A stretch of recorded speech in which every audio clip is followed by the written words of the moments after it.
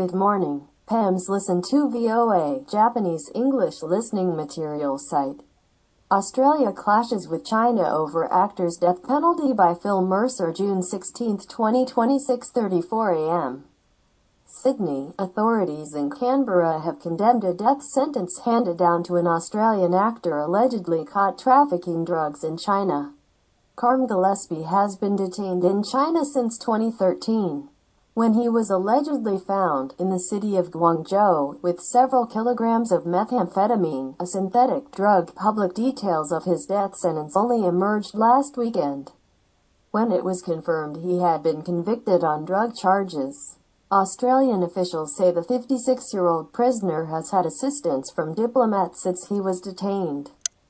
Friends of the former actor say he was duped by contacts in China into carrying the narcotics, believing they were gifts. He has a week to appeal his sentence. In a statement, his family said it was very saddened by the situation.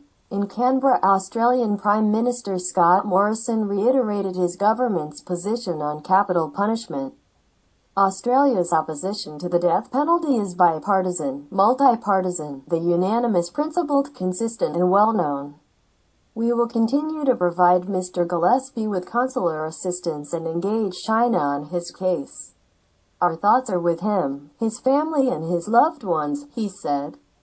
The death penalty adds more friction in the relationship between Australia and its biggest trading partner. Ties were already strained over Canberra's push for a global investigation into the origins of COVID-19, which first emerged in the city of Wuhan. There have also been tensions over allegations of Chinese interference in Australia's domestic affairs and cyber-espionage. In recent weeks, authorities in Beijing have warned tourists and students that Australia was not a safe place to visit because of increased racism fueled by the coronavirus pandemic.